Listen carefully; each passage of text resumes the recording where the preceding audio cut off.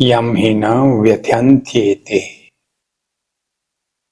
पुरुषम पुरुषर्षभ सम दुख सुखम धीरम सोमृत तत्वाय कल्पते।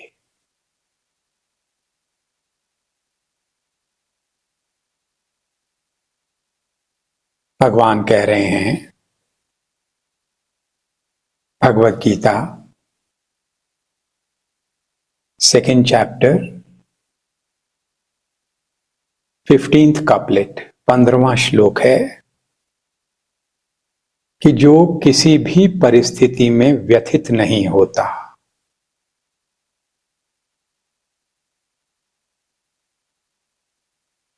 जो सदा मन को सम रख सकता है,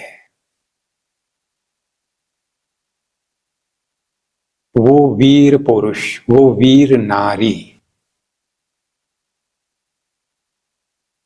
जो सम सुख दुखम, जो सुखमय परिस्थिति हो उसमें भी शांत, तटस्थ दृष्टा, जो दुखमय परिस्थिति जिसको लोग कहते हैं उसमें भी शांत तटस्थ दृष्टा रह सकता है, जो सो अमृत तत्वाय कल्पते, वो अमृत तत्व को डिजर्व करता है।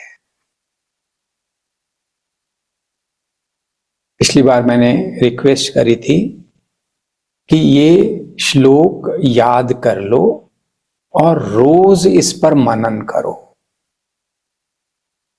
ये भगवत गीता का सार है, ये शास्त्रों का सार है। दोनों बातें आ जाती हैं यहां पर कि मन की क्या स्थिति होनी चाहिए जिससे कि आप स्वरूप को प्राप्त कर पाए।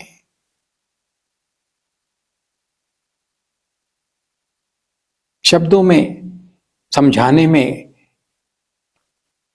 शब्द पूरे नहीं पढ़ सकते हैं, क्योंकि जो तत्व है, जो स्वरूप है, अगर रमणा महर्षि से ये कहोगे तो वो कहेंगे भाई वो तो प्राप्ति है सर्वदा, उसमें प्राप्त क्या करना है। पर एक साधारण मन जो लो फ्रीक्वेंसीज में काम कर रहा है, पिछली बार मैंने आपको 7 फ्रीक्वेंसीज की बात कही थी, जो लो फ्रीक्वेंसीज, उसको नहीं समझ आती है कि ये अमृत तत्व क्या है, ये सेल्फ क्या है, ये रमणा क्या कह रहे हैं, ये रामकृष्ण, ये नानक क्या कह रहे हैं, ये भगवान कृष्ण क्या कह रहे हैं, कौन सा अमृत तत्व, किसकी प्राप्ति हो जाएगी, ऐसा कौन सा वो जल होगा या प्रसाद होगा जिसको पीने से खाने से हम कभी मरेंगे नहीं। अब क्योंकि हम रुक कर सोचते ही नहीं हैं कि भगवान कह क्यों रहे हैं भाई, ये भगवान चाहते हैं कि जीवन की जो भी परिस्थिति हो, खासकर विषम परिस्थिति, खासकर मुश्किल परिस्थिति, उस पर यह श्लोक अप्लाई करो। आपने प्रश्न पूछा कि किसी को हमने पैसे पकड़ाए थे, शायद कोई प्रॉपर्टी बेची, उसमें 66 लाख रुपया आया,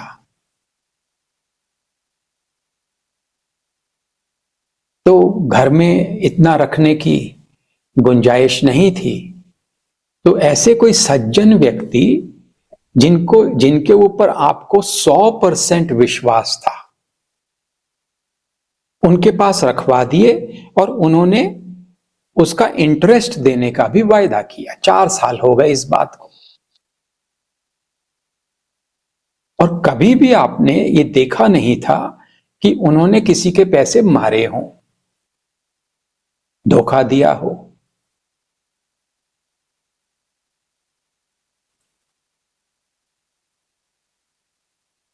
पर आपके केस में कुछ उल्टा ही हो गया।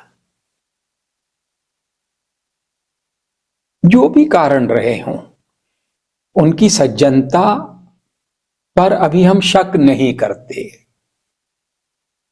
मेरे को वो बात समझ नहीं आती कि हम एजम्पशंस बनाने लग जाएं जब तक कोई सॉलिड उसके हमारे पास एविडेंस ना हो।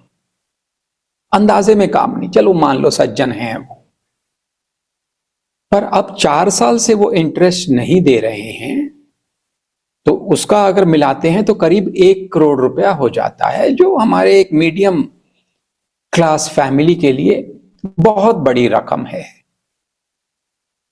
अब वो टाल मटोल कर रहे हैं, ना इंटरेस्ट देते हैं, पैसे की बात करो वापस करने हैं, ये जरूरी है, आपकी बेटी की शादी होनी है। तो उसमें भी वो कोई हामी नहीं भर रहे, ना भी नहीं कर रहे हैं, पर हामी नहीं भर रहे हैं। और हर बार उनके पास एक बहाना होता है। ये एक तरह की परिस्थिति है जहां आपके मन में अब शक आने लग गया है कि जो ईमानदारी हम उनसे अपेक्षा कर रहे थे, चाह रहे थे, वो है भी कि नहीं। कहीं ये जो शुरू की ईमानदारी होती है ना, कई लोगों में होता है कि शुरू में 50,000 पकड़े, उसका इंटरेस्ट दे दिया टाइम पे, और फिर 1 लाख पकड़े, जो ये लोग काम करते हैं ताकि मार्केट में उनकी साख बने। और आहिस्ता आहिस्ता करके इतनी साख बन जाती है कि वो फिर लोग उन पर बड़ा दाव खेलना शुरू कर देते हैं। और बस इसी को नटवर लाल कहते हैं। तो इस दुनिया में जो मैं फ्रीक्वेंसीज की बात कर रहा था, पहले तो वो समझो। सबसे जो लोएस्ट लेवल की फ्रीक्वेंसी पे जहां लोग काम करते हैं, वाइब्रेशंस कह लो इसको, उसको तामसिक या लिथार्जिक कहते हैं। जहां कोई धोखा दे सकता है, झूठ बोल सकता है, आपको हर्ट कर सकता है बेबात पे, अपने शब्दों से, अपने थिंकिंग से, अपने कार्यकलापों से। वो आपको क्रिटिसाइज करता रहेगा, हर चीज को वो प्रोक्रेस्टिनेट करेगा, कंफ्यूजन में रहेगा, कोई खास मन में कोई उत्साह नहीं है, बड़े मूड स्विंग्स होंगे इस व्यक्ति के। जब रिट्रीट में लोग आते हैं ना हमारे पास ध्यान सीखने के लिए, तो ये एक इंपॉर्टेंट लेसन होता है उसमें, मन को समझना। मन में क्या ऐसे गुण डाल दिए प्रकृति ने, परमात्मा ने, जिसके कारण ऐसे ऐसे व्यवहार होते हैं। लोग चीट करते हैं, लोग रिश्वतें लेते हैं, करप्ट होते हैं। इसको तामसिक वाइब्रेशन बोलते हैं मन की। इससे थोड़ा सा ऊपर होता है, जब मन जाता है तो वो चीट तो नहीं करेगा बंदा, पर बहुत लोभी कामी होगा, कार्यों में व्यस्त होगा, बहुत स्ट्रेस में, चिंताओं में रहेगा। भगवान ने कहा 16वें अध्याय में, चिंताम अपरिमेयाम च प्रलयांताम उपाश्रिता, कि अपरिमित चिंताएं, असंख्य चिंताएं घेरे रहेंगी। उससे पैसा लेना है, आज मार्केट गिर गई, आज भाव चढ़ गया, उसने मेरे को कहा था, अपनी बात पूरी नहीं कर रहा, अरे मैं तो उसको दूंगा नहीं, मैं ये मैं वो। मन हमेशा, जो ये सेंसुअल फ्रीक्वेंसी बोलते हैं, इसमें बाह्यगामी होता है। मन हमेशा बाहर की चीजों को और बाहर के भोगों को, सुखो आराम को, बड़ी गाड़ी चाहिए, घर बहुत बड़ा चाहिए, ये काफी नहीं है जो अभी है। जो एक वो थी ना, एक पेप्सी की पंच लाइन हुआ करती थी, ये दिल मांगे मोर, वो ये है बंदा, सेंसुअल है, बहुत स्ट्रेस में है, हमेशा दुखी रहता है, पर अनंत इच्छाएं हैं। और जो अंग्रेजी में एक शब्द आता है ना, इनसेशिएबल, जो कभी भी उसकी पूर्ति नहीं होती, उसको हमेशा कमी लगी ही रहती है। आज वो कहता है कि मेरे को 10 लाख मिल जाएं तो मैं बड़ा खुश हो जाऊंगा, बस फिर कुछ नहीं चाहिए। भगवान 10 लाख दे देते हैं, आ जाता है जिंदगी, पर उसकी जिंदगी का लेवल बदल जाता है। अब वो करोड़ मांगने लगता है, करोड़ भी दे दिया जाता है, फिर वो 100 करोड़ मांगने लग जाता है। तो जो ये 99 का चक्कर है ना, ये सेंशुअल फ्रीक्वेंसी बोलते हैं इसको। फिर इसके बाद क्रिएटिव है, फिर कॉम्पैशनेट है, उसके बाद इंट्रोस्पेक्टिव है। जो हम सब बैठे हैं ना यहां पर, हम मनन करने के लिए बैठे हैं कि हमने मन हमारा चंचल है, उसको टिकाना कैसे है, ठहराना कैसे है, इसको सीखने के लिए बैठे हैं। तो ये इंट्रोस्पेक्टिव वाइब्रेशन की शुरुआत होती है कि कहीं ना कहीं कॉन्शियसली अनकॉन्शियसली ये इच्छा उठती है कि इस सूक्ष्म शरीर पर भी कुछ काम किया जाए, सत्संग किया जाए, अच्छे शास्त्र पढ़े जाएं, पुस्तकें पढ़ी जाएं, डिस्कोर्सेस अटेंड किए जाएं, और फिर उसके बाद आत्मानुभव, जो भगवान अमृत तत्व की बात कर रहे हैं, फिर मोक्ष की स्थिति होती है। तो हर इंसान इस ये जो लैडर ऑफ एवोल्यूशन बोलते हैं इसको, इसमें कहीं ना कहीं वो खड़ा है। कभी कभी 2-3 स्टेट्स में भी आता जाता रहता है, ऑसिलेट करता रहता है। पहली बात तो ये समझने की है कि आप, भगवान कहते हैं गुणा गुणेषु वर्तन्त इति मत्वा न सज्जते, 3 अध्याय में, गुण गुणों में वर्त रहे हैं ये जानकर एक बुद्धिमान व्यक्ति आसक्त नहीं होता। यानी कि जहां तामसिक गुण स्ट्रांग है, वो उसका दृष्टा है, उसमें उलझता नहीं है, उसको बदलने की कोशिश नहीं करता। जहां राजसिक गुण स्ट्रांग है, बहुत अच्छा है, वो उसका दृष्टा, तभी आपको उसकी प्राप्ति होगी। यम ही न व्यथयन्त्येते। जब तक आप उलझते रहेंगे, यानी कि मन में अपेक्षा करते रहेंगे कि वो बदल जाए, वो बदल जाए, वो बदल जाए, उसको समझ क्यों नहीं आ रही है, ये है वो है, जब तक आप बाहर के लोगों को, आपसे अलग जो व्यक्ति हैं, चाहे वो आपके परिवार वाले हों, चाहे मित्र हों, चाहे आपके कॉलीग्स हों, चाहे आपके वो क्लाइंट्स हों, आपके वेंडर्स हों, कोई भी हों, ये सारा का सारा इस बात को ध्यान रखो कि जो समझदार व्यक्ति है उसके लिए हर परिस्थिति साधना है। कोई 1 करोड़ रुपया लेकर बैठ गया है तो नजर उस 1 करोड़ पर से हटाकर अपने मन पे आ सकती है क्या, कि मेरा मन इस परिस्थिति में कैसे डावाडोल हो रहा है। अर्जुन का एग्जाम्पल ले लेते हैं। भगवान युद्ध क्षेत्र में उसको शिक्षा दे रहे हैं। ऐसी लड़ाई शुरू होने वाली है अभी 1-2 घंटे में ही, जिसमें आर पार की लड़ाई है, या वो बचेंगे या ये बचेंगे, और कोई रास्ता नहीं है। या तो दुर्योधन और उसके जितने महारथी हैं, भीष्म है, द्रोण है, कृपाचार्य है, या अश्वत्थामा है, कर्ण है, बाद में शल्य भी मिल गया उनसे, और शकुनी तो योद्धा है ही नहीं, वो तो कपटी है, पर चलो उसको भी ले लेते हैं। इनकी तरफ ये 5 भाई हैं, धृष्टद्युम्न है, विराट के नरेश हैं, और द्रुपद नरेश, सब लोग बड़े बड़े, या ये बचेंगे या वो बचेंगे। इतनी बड़ी लड़ाई होने वाली है। और सोचो, भगवान उनको वहां उस लड़ाई से पहले वो कहता है जी मेरे को सिखाओ, मेरे हाथ पैर कांप रहे हैं। जैसे आपके भी मन में आता है ना कि भाई 1 करोड़ रुपया वापस नहीं मिल रहा, अब हाथ पैर कांप रहे हैं। ये उसी तरह की साधना की स्थिति, साधना की परिस्थिति है। देखो, एक बात समझ लो कि ये जो लाइफ है ना,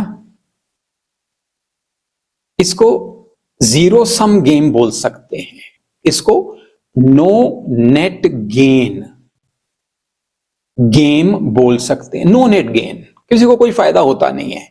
आप खाली हाथ आए थे और खाली हाथ ही जाना है। जब सिकंदर, आप सोचो, वो ग्रीस में रहता था, यहां से कम ज्यादा नहीं तो 8-9 हजार किलोमीटर तो होगा ग्रीस। वहां से लेकर और हिंदुस्तान तक उसने सारे राजाओं को हरा दिया। उनकी सारी जो लैंड थी, जो कंट्रीज थी, सब पर उसका आधिपत्य हो गया। वो महाराजा बन गया। सब उसके एक तरह से, तो वो महाराजा है, बाकी उसने एक बंदे टिका दिए वहां पर। और जब वापस जा रहा था हिंदुस्तान में लड़ाई करने के बाद हमारे बॉर्डर पर, उसके बाद वो हारा, जो भी हुआ, वापस जा रहा है, रास्ते में उसको कुछ बीमारी होती है और वो मरने वाला है। अब Sikandar the Alexander the great, आज भी उसको सबसे महान योद्धा बोलते हैं। अब योद्धा होने में क्या महानता है मुझे समझ नहीं आता, जहां आपने मिलियंस ऑफ लोगों को मार दिया सिर्फ इस इच्छा के लिए कि मेरा तो साम्राज्य पूरी पृथ्वी पे होना चाहिए। कोई करुणा नहीं होते ऐसे लोगों में। युधिष्ठिर अगर चक्रवर्ती सम्राट बनता है तो एक बात है, श्री राम बनते हैं तो एक बात है, श्री कृष्ण बनते हैं, उसको बोलते हैं, जो प्लेटो जो फिलोसोफर हुए हैं उनकी लैंग्वेज में, फिलोसोफर किंग। फिलोसोफर किंग यानी, उसको अध्यात्म नहीं मालूम प्लेटो को, पर हमको तो मालूम है कि ऐसा राजा जो सबकी भलाई चाहता है, पूरी प्रजा की। योद्धा भी है पर दिल भी बहुत सुंदर है। और बाकी अलेक्जेंडर जैसे योद्धा हुए ठीक है, चलो जो भी है। अब वो मरने वाला है और दुनिया के बेस्ट 12 डॉक्टर्स उसकी देखरेख कर रहे हैं और उन्होंने हाथ खड़े कर दिए हैं कि हम नहीं बचा सकते। अब अलेक्जेंडर की लास्ट विश क्या है? वो कहता है कि जो मेरा कॉफिन होगा ना, वो ये 12 डॉक्टर उठाएंगे जब मैं मर जाऊंगा। तो आप सोचो, दुनिया के बेस्ट डॉक्टर्स हैं और लोग ये समझ लें कि अलेक्जेंडर द ग्रेट को ये 12 डॉक्टर भी बचा नहीं सके, तो ये बात तो निश्चित है कि हमारा भी एक दिन अंत होना है। दूसरी उसकी विश क्या है कि मेरा कॉफिन खुला रखना, मेरे हाथ बाहर रखना, ताकि सब लोग देख पाएं कि अलेक्जेंडर द ग्रेट भी खाली हाथ ही गया। वो मेरा ये साम्राज्य है, मेरा इतना धन है और लोग मुझे इतना मानते हैं, और मर गया।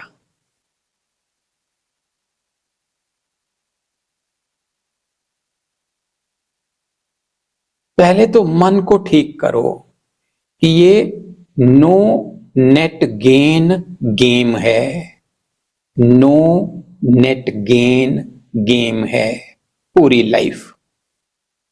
बीच में हम बहुत मैं मेरा करते हैं, इतना पैसा कमा लिया, बैंक में इतना है, इतना सोना है, इतनी जमीन है, ये है वो है, और मर गए।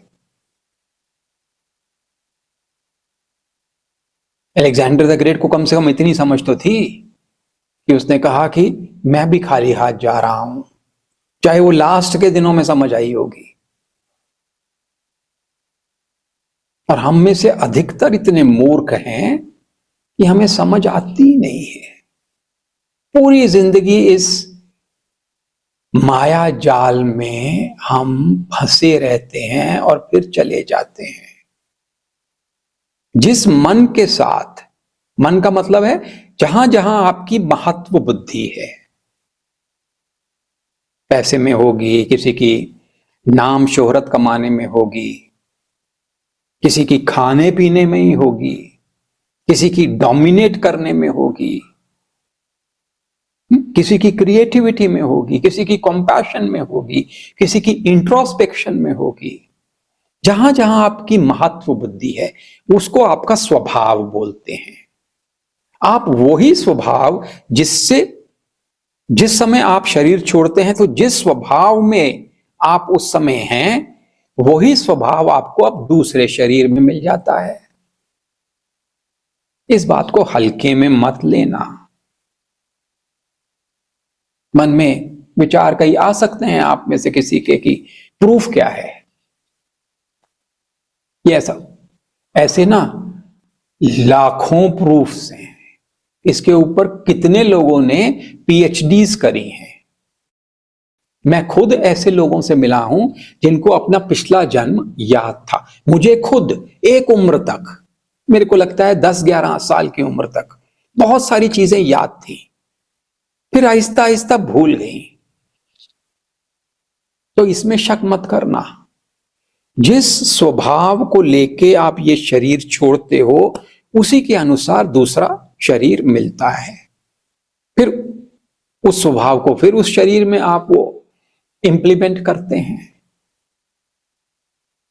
फिर मैं मेरा करते हैं। फिर एक नया घर मेरा हो गया, नई कार मेरी हो गई, नए बच्चे मेरे हो गए, नए माता पिता मेरे हो गए। उनके लिए मैं झगड़ने को तैयार हूं और सब कुछ करने को, मरने मारने को तैयार हूं। फिर मैं मर गया। फिर तीसरा देखो, एक मान लो एग्जाम्पल दिया किसी सेंट ने, तो कोई व्यक्ति है जो जिसको रोज ट्रेन में सफर करना पड़ता है, सुबह से शाम तक। सुबह करीब 8 बजे बैठता है और शाम को जहां भी उसको जाना होता है, कुछ माल डिलीवर करना होता है। 8 बजे के करीब पहुंचता है, माल डिलीवर करता है। अगले दिन फिर सुबह यहां से माल लेके वापस दूसरी जगह पे, फिर 8 से 8 तक उसकी ड्यूटी है। अगले दिन दूसरी ट्रेन में बैठता है। जब वो ट्रेन में बैठता है तो वो सज्जन व्यक्ति है, तो जो भी 3rd क्लास की या 2nd क्लास की टिकट लेता है, वो तो 5-6 व्यक्ति उसके साथ बैठे होते हैं। सबके साथ उसका बहुत लगाव हो जाता है, बहुत प्यार, और फोन नंबर्स एक्सचेंज हो रहे हैं कि फिर मिलेंगे, ये वो। फिर वो ट्रेन छोड़ता है। जैसा आपने भी देखा ही होगा अपनी जिंदगी में, बहुत लोग आते हैं आपकी जिंदगी में, फिर छूट जाते हैं, वो भूल जाते हैं आप उनको। अगले दिन की अगली ट्रेन में फिर से लोग मिलते हैं, उनसे भी लगाव हो जाता है, फिर उनको भी छोड़ देता है, फिर तीसरे दिन, फिर चौथे दिन। ये हमारा जीवन है।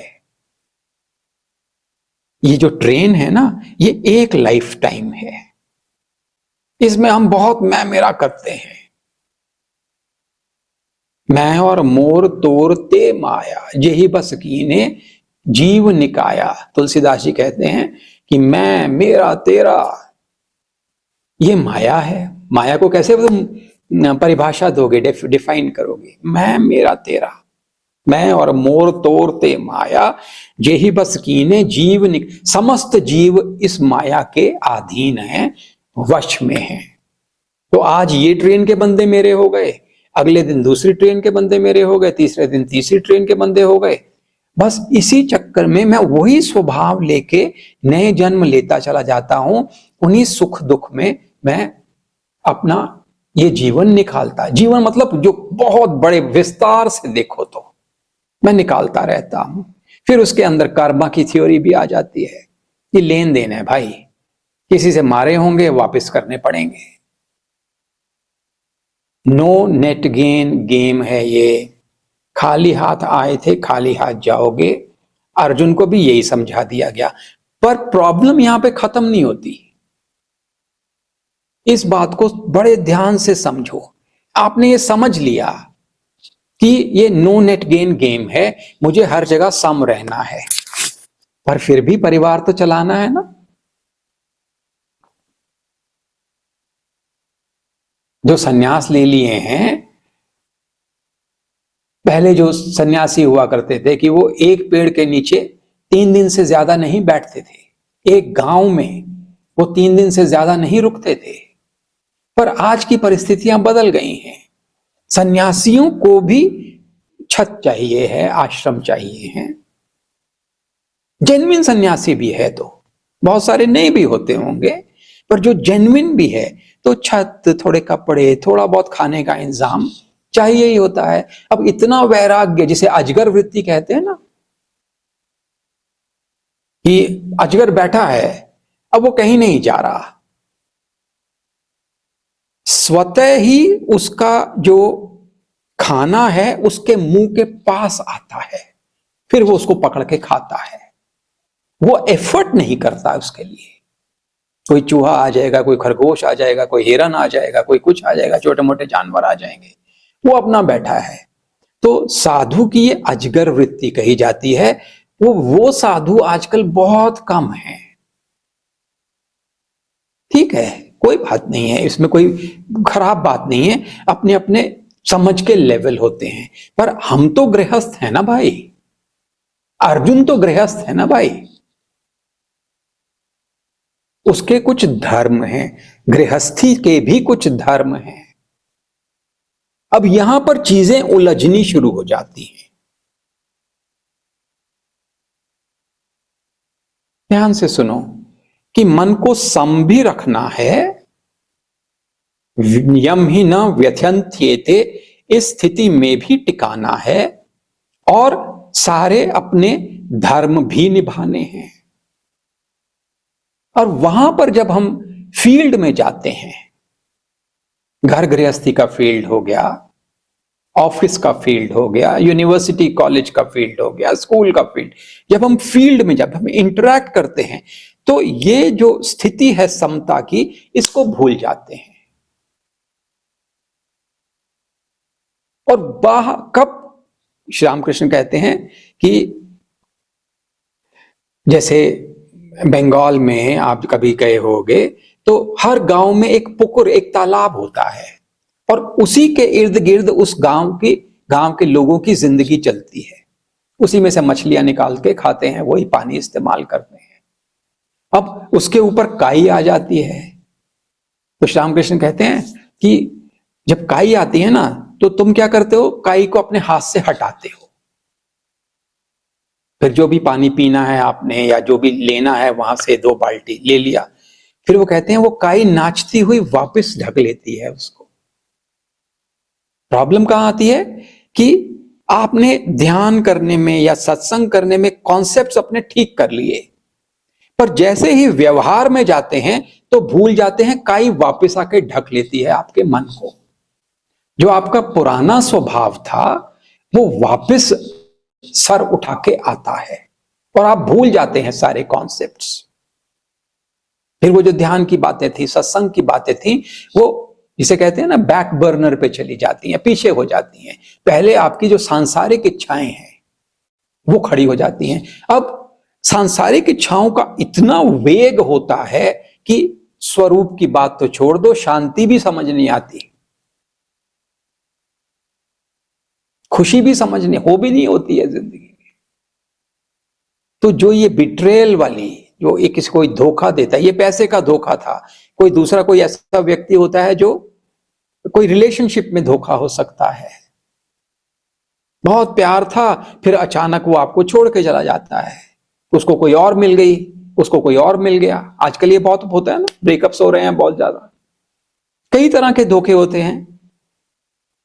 कुछ भी हो जाए, दृष्टि हमारे को अंतर्दृष्टि ही बना के रखनी है।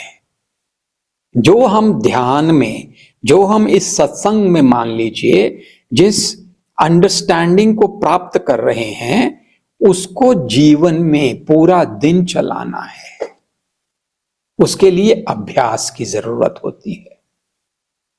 तो पहले तो ये एक्सेप्ट करो कि ये किसी बंदे की गलती नहीं है। कोई धोखा देता है मान लो, तो नजर उससे हटा लो, नजर इस बात पे लगाओ कि प्रकृति ने, नेचर ने स्वभाव कैसे बनाए हैं। एक मान लो कैक्टस है, कांटे हैं उसके अंदर, अब कैक्टस की क्या गलती है, प्रकृति ने बनाया ही ऐसा है उसको। पर आप नाराज हो रहे हो कैक्टस से कि तेरे में तो कांटे हैं, आप उसको गालियां, भाई बेचारा क्या करे, वो एक सांप है, उसकी एक वृत्ति दी गई है, उसका एक प्रवृत्ति दी गई है, एक धर्म है सांप का,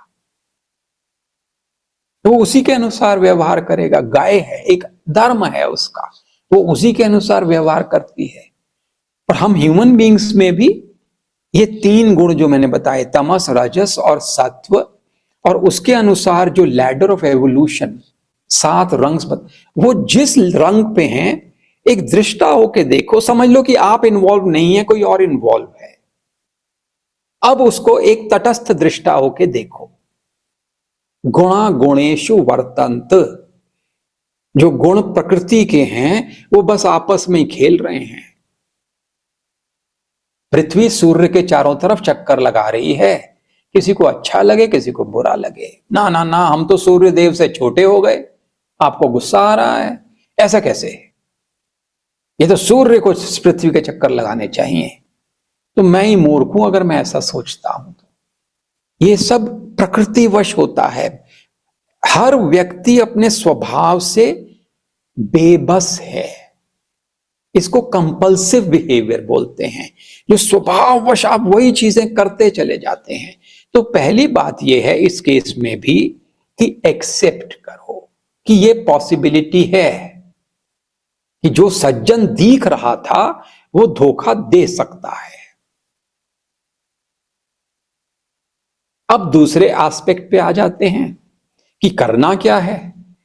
अर्जुन को क्या कहा भगवान ने? मयि सर्वाणि कर्माणि सन्न्यस्य, सारे कर्मों को मेरे को समर्पित करता हुआ युद्ध कर। भाई कर्मों को समर्पित भी करने की बात कह दी उन्होंने, और तस्मात् युध्यस्व भारत भी कह दिया, युद्ध भी कर।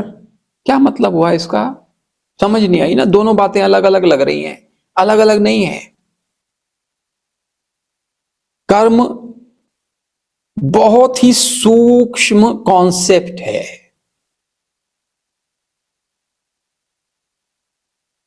जब कर्मफल से आसक्ति होगी या कर्तापन से आसक्ति होगी या कर्म से ही आसक्ति होगी, तो उस कर्म को कर्म बंधन क्रिएट करने वाला कहा जाता है।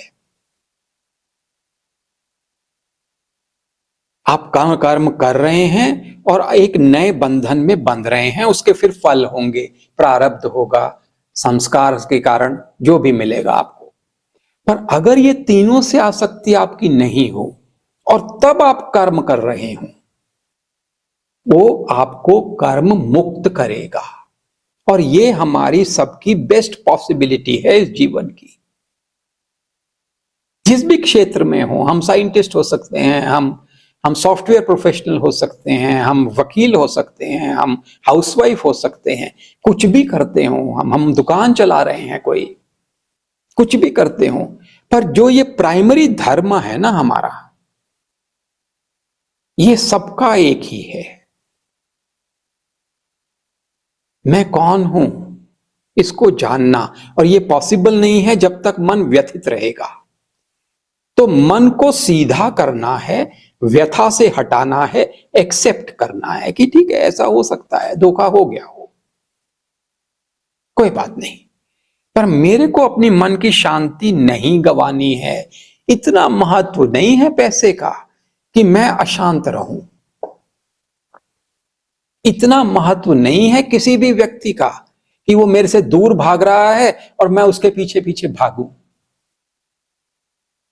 कोई मेरे को दुत्कार रहा है और मैं फिर भी उसकी चापलूसी कर रहा हूं, नहीं, इतना महत्व नहीं है किसी का, ये याद रखो।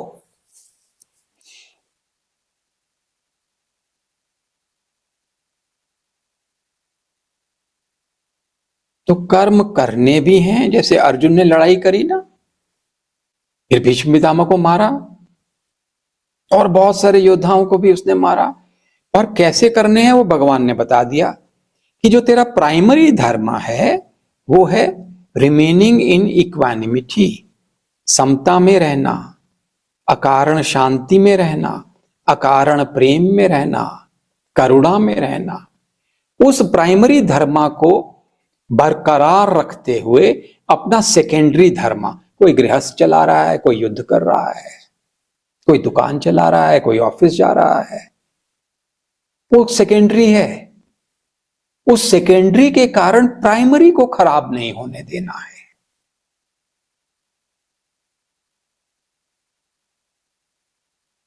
धीर बनना है, वीर बनना है। भगवान क्या कहते हैं? कुतस्वा अर्जुन को बोल रहे हैं, जब अर्जुन अपना दुखड़ा रो रहा है, भगवान हंस रहे हैं। भगवान वो नहीं है कि भाई तुम दुखी हो तो मैं भी दुखी हो जाऊंगा।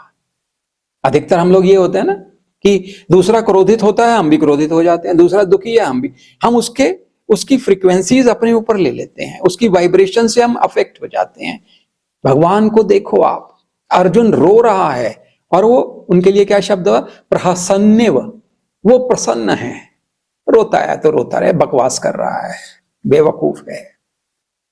जब भगवान मुंह खोलते हैं ना, अपनी पहली बात बोलते हैं तो बोलते हैं कुतस्त्वा कश्मलमिदं विस्मय समुपस्थितम अनार्य जुष्टम अस्वर्ग्यम अकीर्तिकरम अर्जुन क्लैब्यम मास्म गमः पार्थ नहीं तत्वैव उपपद्यते क्षुद्रम हृदय दौर्बल्यम त्यक्त्वोत्तिष्ठ परंतु। उत्तिष्ठ, अराइज अवेक, स्वामी जी बोलते हैं, स्वामी विवेकानंद बोलते हैं, arise awake and stop not till the goal is reached. Swami Vivekananda ये भी बोलते हैं कि ये दोनों जो श्लोक हैं ये मेरे को सबसे प्रिय हैं। क्या कह रहे हैं भगवान? ये नपुंसकता त्याग दे, तू योद्धा है। और वही बात हम सबके लिए भी कही जा रही है, तुम वीर हो, तुम धीर हो। ये नपुंसकता, कमजोरी, मैं ये नहीं, मैं वो नहीं, हाय ये नहीं मिला, हाय वो नहीं मिला, और मन हर समय परेशान, दुख तुम्हारा स्वरूप नहीं है। जो भी कारण है जिसके कारण दुख, उस कारण से डिटैच हो जाओ। कर्तव्य करो पर उसके पीछे डिटैचमेंट का, अनासक्ति का, कर्म फल से अनासक्ति, कर्तापन से अनासक्ति, कर्म से अनासक्ति, संबंधों से अनासक्ति। हाय मेरा बेटा, हाय मेरा बेटा, और बेटा जूतियां मार रहा है आपको। हाय मेरा पति, हाय मेरा पति, और पति धुतकार रहा है आपको, और फिर भी करवा चौथ का व्रत रखी जा रही हो। मैं तो ये कहता हूं, चाहता हूं, होगा तो शायद पता नहीं कब या कब नहीं, कि आदमियों को व्रत रखना चाहिए करवा चौथ का औरतों के लिए, जितना वो करती हैं ना आपके लिए। आप अपने आप को पता नहीं क्या महान समझते हैं, सारा दिन खा पी रहे हैं मजे से, वो बेचारी भूखी बैठी हुई है। आपको रखना चाहिए, कम से कम वो रख रही है तो उसके साथ तो रखो, उसका साथ तो दो। तो वापस आते हैं कि धीर, गंभीर, वीर, हर समय अपना मन समता में स्थापित रखना, ये आपका प्राइमरी धर्म है। पहले इसको क्लियर कर लो, ये एक्सेप्ट कर लो कि दुनिया में हर तरह के लोग हैं, हर तरह के गुण हैं। कैक्टस के अपने गुण हैं, गुलाब के अपने गुण हैं, करेला कड़वा ही है भाई, तुम कुछ कर लो करेला मीठा नहीं हो सकता है, आम मीठा ही है, तुम कुछ कर लो वो कड़वा नहीं हो सकता, जो भी उसका स्वाद है। प्रकृति ने जो गुण दिए हैं वो सब वस्तुएं, सब व्यक्ति अपने गुणानुसार वर्त रहे हैं, बर्ताव कर रहे हैं। इसको अगर स्वीकार कर लोगे तो जो सुबह की क्लास में बोल रहा था ना कि आज दृष्टा भाव में रहना है, नॉन रिएक्टिव मोड में रहना है, तब पॉसिबिलिटी होगी इसकी। अगर आप एक्सेप्ट नहीं कर रहे हैं तो अपने चाहों में खोए हुए हैं, तो दृष्टा भाव बन ही नहीं सकता है। कोई जादू थोड़ा ही है कि अचानक से दृष्टा भाव हो गया और अचानक से दृष्टा भाव चला गया। पीछे जो आपकी अंडरस्टैंडिंग है, आपकी बुद्धि है, जो महत्व बुद्धि है, जो प्रियत्व बुद्धि है, जो सत्य बुद्धि है, तीन चीजें हैं ना। क्या आप सच मानते हो, उसके प्रति महत्व हो जाता है, फिर उसके प्रति प्रियत्व हो जाता है, उससे प्रेम हो जाता है। किसी को धन सच लगता है, किसी को ऐश्वर्य सच लगता है, किसी को भोग सच लगते हैं। जो भी सच लगता है, जिससे आपको लगता है कि इससे खुशी मिलती है, उसी का महत्व मन में हो जाता है। फिर उसके पीछे आप भागते हैं, उसकी फिर डिजायर हो जाती है, और फिर मन हमेशा परेशान रहता है। मन के तटस्थ दृष्टा हो जाओ, जो बाह्य जगत है उसका तटस्थ दृष्टा एक बात है, अपने मन का भी, उसको भी साइड में खड़ा होके देखो क्या खेल खेल रहा है। यह भी एक स्वभाव लेके पैदा हुआ था, पर आप उस स्वभाव को ट्रांसेंड कर सकते हैं, प्रोवाइडेड आप चाहते हो तो प्रायोरिटीज क्लियर करो, अपनी प्रायोरिटीज क्लियर करो।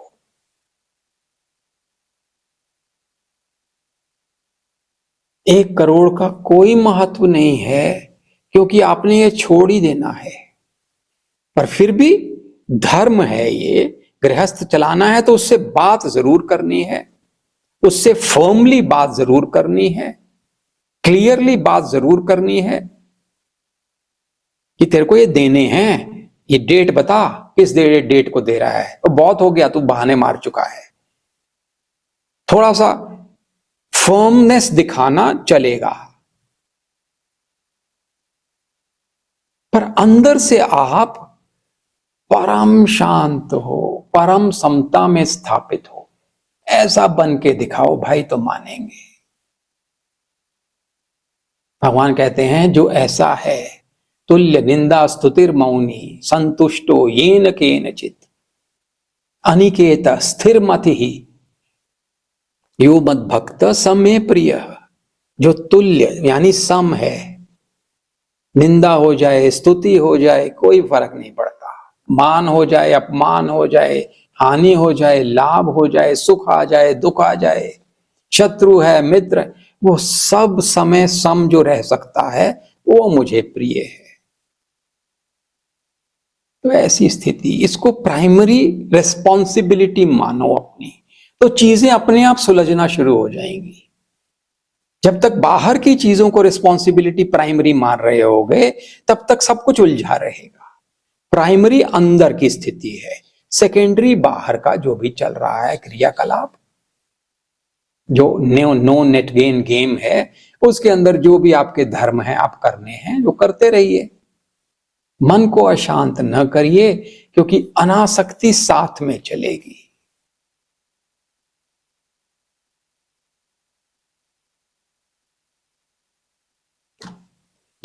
अभी क्लोज करते हैं। ओम श्री कृष्णार्पणमस्तु, श्री रामकृष्णार्पणमस्तु। हरि ओम तत्सत। ओम सर्वे भवन्तु सुखिनः, सर्वे सन्तु निरामयाः, सर्वे भद्राणि पश्यन्तु मा कश्चित् दुःखभाग् भवेत्। ओम शांति शांति शांति। हरि ओम तत्सत। सबका मंगल हो, सबका कल्याण हो, हम सबके मन में परम शांति की स्थिति आए, ताकि हम वो जो भगवान ने अमृत तत्व बोला है उसको चख पाएं और अपने स्वरूप में, नित्य स्वरूप में स्थित हो पाएं। भगवान हम पर कृपा करें। Thank you so much. Thank you. Bless you all.